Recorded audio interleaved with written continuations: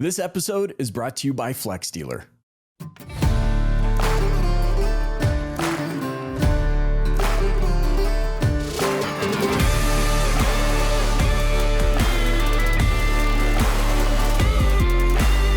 Hey auto industry, welcome to this episode of the Dealer Playbook. In today's episode, I'm sitting down with Matt VanDyke. He's the president of Shift Digital, and we're going to be talking about all of the different trends that are happening as it pertains to automotive marketing and performance tracking. Matt, thanks so much for joining me on the Dealer Playbook. Thanks, Michael. It's a pleasure to be here. Thanks for having me. You have perspective that I don't think a lot of people have when it comes to the landscape of automotive marketing. Of course, working in so many different OEM programs, and I'll admit a little nervous to be on this call with you because you are definitely an individual of influence. But I'm curious, as you look across your portfolio, across the thousands of dealers that are in OEM programs, what are some of the things that you're noticing right now that are trends that you believe people really need to be paying attention to? Yeah, there's so much right now. It's a great question. A couple things. One, I would say is continuing to optimize lead handling. So we're shortly going to publish a new industry report kind of on the state of the industry from 2024. We've started to do these in the last 2 years, just kind of using our insights and data for kind of a force of goodwill in the industry. And, leads last year were up, but the quality of those leads were down. So the industry in North America was up as a whole, but third-party leads and event leads and things where I would say shoppers were being chased as opposed to just organic intent,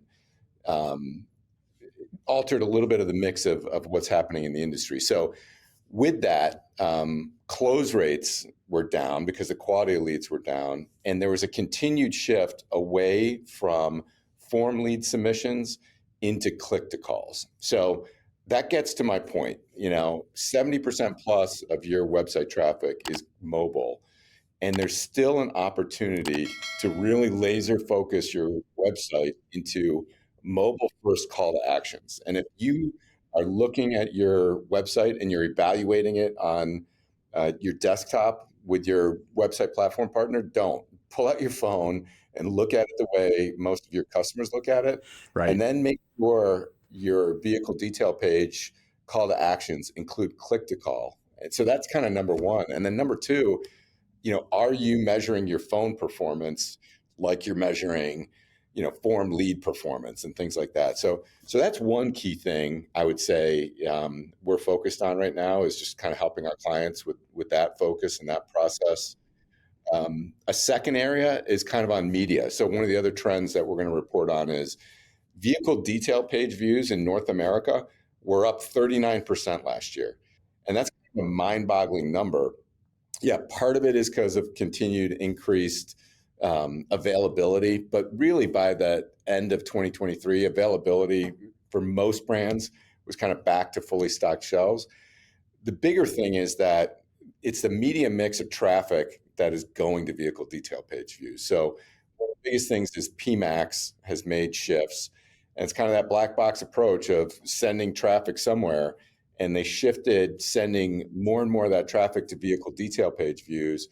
And that's partially good, but there's a huge bounce rate. And what I would say is, if I'm talking to dealers who are friends of mine, I'm like, hey, are you actually sending your traffic to the right places? If you're doing VIN-specific vehicle listing advertising and promoting things that way, great, send them into the VDP page. But if you're doing a general campaign or kind of a general sales event message, you may be getting ahead of yourself by dropping somebody right on a VDP page. So those are a couple of things that are happening. We're really looking at kind of the makeup of the advertising, what's working, and again, lead performance and handling are some key things. This is huge for me. I mean, especially being in the marketing field myself, to key in on something you said, I feel like it was, I don't know, 5, maybe even 10 years ago, people would say things like phone calls outperform web form submissions by like 5 to 1. And now here we are 2025 and you're saying, hey, like if you're not paying attention to phone process now, when are you going to do it? And And I think it's just such a valuable thing that the dealers that are paying attention to phone process and understanding where the customer is coming through that click to call conversion are the ones I feel like are going to really have a leg up as compared to those that are just waiting for a form submission. Especially, I'd be curious your take on this. For those that are starting to say, do we even want to put forms on our website anymore? Like there's a lot of chat conversions. I mean, what's your take on that? Yeah, I mean, I would still, I would keep the general form submissions, but I would follow what you just said, which is pay so much attention to the phone calls. I mean, first, back to the volume thing. Like when we look at the aggregated data and we see data across 16,000 dealer websites in North America, so the sample is good. The reality is the click to calls outweigh form submissions plus chat plus trade in plus DR all combined. So again, don't don't not look at that. Focus there for start. And then the second thing I was going to say is I think text is as important as calls. And so, one, make sure you understand your local TCPA regulatory rules and regulations on do you have permission to text somebody, and work with your provider, especially like your advertising providers or your website providers, so that on submissions you're getting the right permission to text people. But more and more people, they want that text. Now, I think our best practice would be text them, call them, email them. But so many people, I mean, think about, your dentist or Sure. it's Valentine's Day. Do you have dinner reservations tonight? You don't want to be interrupted right now with them calling you to find out if you're going to show up at the store. But if you get a text from them that says, are we going to see you at 7 o'clock tonight? Check, thumbs up, I'm in. So we're all just used to it in our day-to-day lives. So text whenever you can. Wow. And I just can't help but think the level of intent that somebody is making behind a text or a phone call and how that might differ from any other type of conversion, that to wrap our minds around, hey, this person went out of their way to not only divulge their phone number to you, but also to share, like put their thumbs on a keyboard and share an important message with you. It's almost to me like a given that this person is near the bottom of the funnel in some regard, in some way, shape, or form. Yeah. So take the time for a quality response, right? I mean, if they're looking for pricing, give them pricing. Even better, give them monthly payments, since that's what most shoppers and buyers are. But I think that quality engagement with phone and mobile is a difference maker right now. I don't ask controversial questions, but obviously I know from your vantage point, the AI conversation is being had, right? Where I mean, we were just at NADA, and my joke was that people would say AI more than hello. Where do you see things going as far as AI? We talk about quality response. We know that there are some, response tools out there that claim to be powered by AI. Is there a place for it? Is it something that we should be paying attention to? And if so, how should we be paying attention to it? Yeah, I mean, absolutely. And I totally hear you about NADA, right? Nobody didn't have AI all over their advertising their products. I mean, it's almost laughable. There's companies that have AI in their name that don't use AI, I think. But look, I think there's a steady progression. And look, at Shift, we have over 225 different digital dealer providers in our programs with over 30 different, automotive brands in US and Canada. And we end up seeing a lot of innovation because it's either quarterly business reviews with existing partners, or it's up and coming partners who want to get access to scale programs. And I would say, last year was definitely kind of a turning point of just seeing, chat providers that had gone to natural language processing and generative AI to more sophisticated marketing automation platforms that were, scraping your CRM, identifying customers like to be in market, then automating outbound messaging in order to, nurture people and get them warm along the hook on, merchandise inventory, specific VINs, and then kind of handing that over to the right people in dealerships in order to create a human connection. So we're absolutely seeing marketing automation providers make advances and do good things. I think it's also a neat tool on the service drive. More and more service lane technology companies are scanning products for trade-in, for dings and dashes, and helping create tools in order to do vehicle trade-in appraisals. There's unique and neat advancements in other vehicle merchandising providers that are taking your VDPs and they're highlighting why buys, customer features, enhancing the creative by scraping and putting, your dealership name on a license plate or in the background of the car to make sure customers know that certain inventory is on their lots. Really, I think the sky's the limit. There's a lot of good technology. I think everybody still is scared of stories from 15 months ago where, a chat tool sold a Tahoe to a customer for $1 and things like that. And yeah, I mean, I'm sure that there's probably, legal things that prevented that. But I think companies are working through kind of the application of industrial AI, and they're putting the right guardrails on it and creating proprietary AI solutions that are purpose-built for auto. So I think it's definitely something to pay attention to. I think, one of the things I hear is like, hey, is my job going to be replaced by, a robot? Right. And I think, the best advice I've heard is if you're asking that question, the answer is your job probably isn't going to be replaced by AI. But if you don't figure out how to use it and make your job function better, you're going to be replaced by somebody who knows how to use AI. That might be the most practical response that I've heard to that question. I've often thought, if you're the one that's worried about your job being replaced, then that means you've made yourself incredibly replaceable. Don't be that guy. Figure out how to don't be that guy. To your advantage. I mean, gosh, George Jetson pushed buttons that made sprockets, but before that, somebody had to make those sprockets by hand. You know what I mean? Somebody's job got replaced and diluted down to pushing a button. Figure out where the value creation is and make sure that, you're not just a middleman, that you're adding value.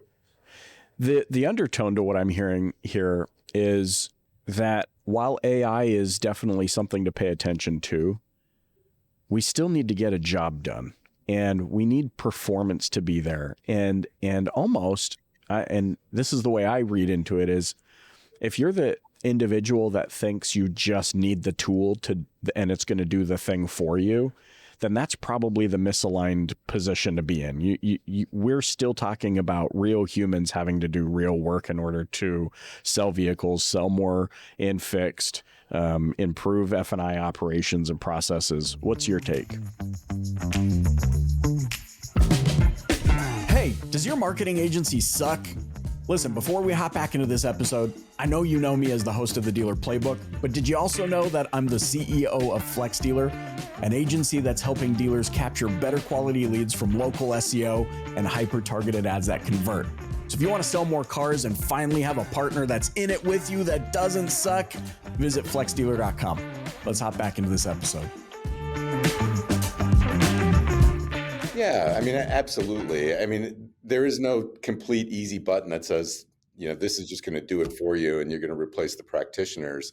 I mean, I think another really interesting application, though, is use it to improve your marketing effectiveness and efficiency. I think one of the holy grails of marketing forever has been, let's get the right message to the right customer at the right time. And increasingly, the AI tools are helping, and we're using them as a company to score customer propensity to purchase, focus on the right customer who's sending the signals of being in market, whether it be, gobbling up all the data and figuring out how many vehicle detail page views a certain model someone's looked at on your website, using these systems to create the right audiences for targeting. And again, you can use it to help automate the messaging, but that is one area where, first-party data platforms, CDPs, that was kind of like before AI was cool at NADA, everything was CDP. Right. But these systems are using AI to all these disparate data feeds, putting them together and make your marketing more efficient. So I would really encourage dealers to be exploring that, experimenting with that, get capability presentations from suppliers who will show you how they're making your marketing more efficient using that. This kind of ties into what I think is the core mission of what you do with Shift Digital, is that you get to serve as the continuity factor across the board. Like you said, thousands of auto dealer websites that you're looking at, and what was it, 230? What was the number? 230? Yeah, over 225 different digital dealer suppliers, everything from, trade-in tools, DR tools, chat tools, service scheduling, you name it. The goal isn't to make anyone's life difficult. It's actually to enhance the experience all around, not just for the car dealer, but also for the customer, the end user, the customer. Yeah, I think absolutely. Like, our focus is helping brands and dealers improve their marketing effectiveness and efficiency and make the customer experience better by putting the right tools together. And so our philosophy is choice is a winner, and choice breeds competition. And our role in the ecosystem is to help dealers enable, or help brands enable that for dealers. And also independent measurement, reporting, and analytics, right? Because everybody kind of wants to come into a dealership and say, turn on our platform for $3.99 a month or $15.99 a month, and your business is going to go up and to the right. And then they'll come in and they'll show you why they're creating value for you. But the reality is, that independent measurement that's saying this is who's winning and how is really invaluable for dealers and dealer networks. And that's our goal. We want there to be choice. We want really all the suppliers to succeed, but some are more innovative. Some catch, trends earlier than others, and we help highlight those in our programs. The accountability of this is incredible to me. I often say when we work with our client partners that we're not afraid of accountability. Accountability is the thing that I think it's a key component of partnership. And so the ability that you have to hold a line of accountability across an ecosystem, and especially across that many different programs, the way you do it, I think is nothing short of miraculous. But in a 2025 world, what's your opinion on the importance of accountability in the automotive ecosystem? Boy, I mean, I just think it's fundamental. I think ultimately what I would say advice to a friend is measure everything and make sure you're measuring the right things, but then evaluate all those choices you make. Dealers spend a ton of money on demand creation and conversion, and making sure you have your GA4 tags configured, and doing things so that you understand what's actually happening is critical. And we play that kind of at that program manager level on behalf of brands for dealers. And what we see and what we find is the vast majority of these dealer marketing suppliers, website companies, chat tools, trade-in tools, the like, digital advertising, they are so interested in being able to see how they stack up against everyone else. And when they're on a Shift program, what we do is sit down with them, once a quarter and say, here's how you compare to everybody else on the program. And there are things like, DR tools, for example. You can have dramatically different performance on appointment rates, on conversions, on things like that. And it's a lot of times based on, do you have a lead gate? What is the user experience?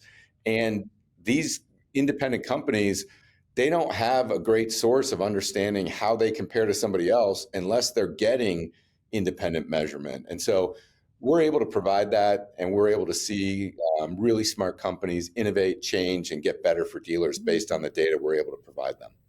It makes all the sense in the world to me. Accountability equals innovation. Innovation means move the heavy object forward, provide better experiences for the dealerships and the customers alike, car buyers. It just makes perfect sense to me why it works. And I love how you're saying the comparison against, like you have something to cross reference it against, not just a gut feeling or an intuition. It's like, no, we've got hard data here that we can compare against. Black and white. Yeah, that's right. It just makes the difference in the world. So I think that's tremendous. As we wind up here, I want to get your thoughts. I mean, we've talked about websites, what we need to be paying attention to, the click to call conversion type. We've talked about text messaging and the importance there. AI, who knew you could, by the way, cram so much information into just a short period of time, but that's what we do on the Dealer Playbook. As you look into 2025, 2026, we know there's going to be more buzz. We know there's going to be things that we latch onto as an industry. We know there's political and legislative factors that everyone's worried about. At time of recording, we've got tariffs and things of that nature. From your vantage point, what is the thing that if we just made a small tweak in that area would just make your day? Yeah, I think the one other thing outside of all the things you listed that we kind of touched on that I would say that is a really important conversation we're having right now is on overall website performance. And we released a industry paper in December around basically Google Core Web Vitals. And I think this is a under talked about issue and opportunity in the industry. Like less than 1% of dealer websites in North America pass Google Core Web Vitals. And there's like three main functions. Does it load fast? When you poke on it with your finger or on a mouse, does it respond quickly?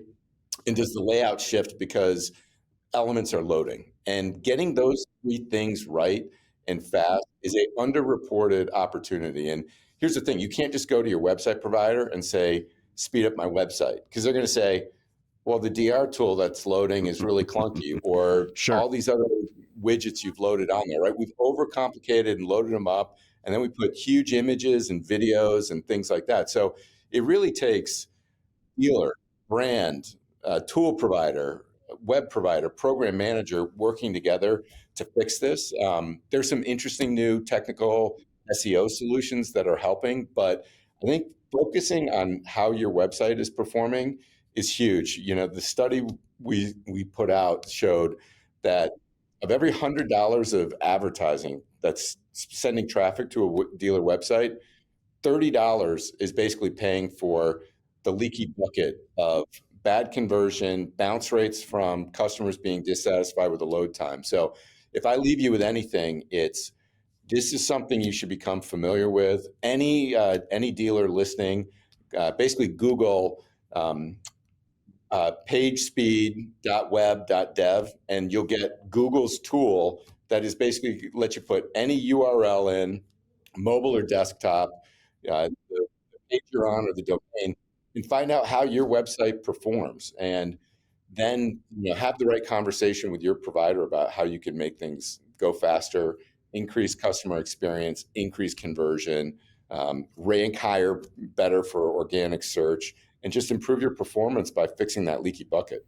Wow, that's amazing. And I couldn't agree more. You at least have the choir of one right here, and I know that many more in the audience are saying yes. Thank you for saying that, because it is a widespread issue in our industry for sure. Matt, I can't thank you enough for joining me on the Dealer Playbook podcast. How can those listening or watching connect with you? Yeah, you can find me on LinkedIn. If you just look for my name, Matt VanDyke, Shift Digital. You can find information about us at shiftdigital.com. And we're excited about the opportunities ahead this year. This is such a great business. It's such a fun business to be in. The entrepreneurship of dealers, the innovation is just second to none in any other vertical in any other industry. And it was a pleasure to talk to you today, Michael. Thank you, sir. Thanks so much for joining me on the Dealer Playbook podcast. Thank you. Hey, thanks for listening to the Dealer Playbook podcast. If you enjoyed tuning in, please subscribe, share, and hit that like button. You can also join us and the DPB community on social media. Check back next week for a new Dealer Playbook episode. Thanks so much for joining.